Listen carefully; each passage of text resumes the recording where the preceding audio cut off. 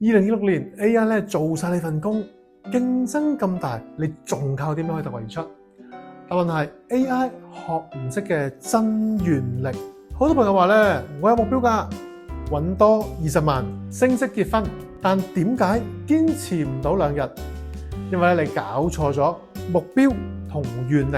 今日咧我將會同大家拆解呢個願力嘅黃金圈，外邊嗰層咧係 what， 就係咧你嘅目標。譬如係業績增長30%，減肥10磅，呢啲好具體。但係問題就係做到之後又點呢？中層嘅咧就係 how， 好靠嘅咧係策略。但係咧而家 AI 迭代得咁快，你識嘅方法分分鐘咧已經過晒時。而最核心嘅咧就係 why， 呢只係咧增願力。你點解非要完成不可？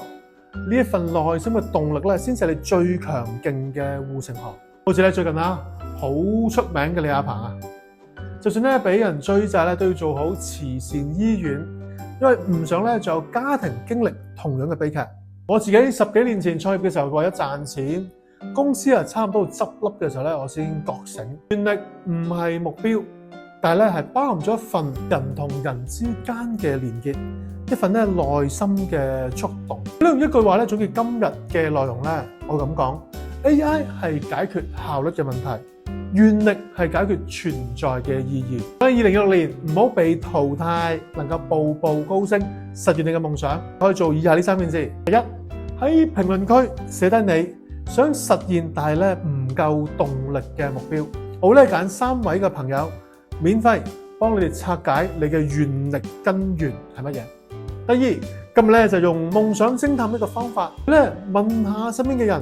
佢嘅夢想，佢嘅目標係啲乜嘢嘢？去幫助幫你拆解夢想，翻嚟呢度咧分享翻你嘅感受。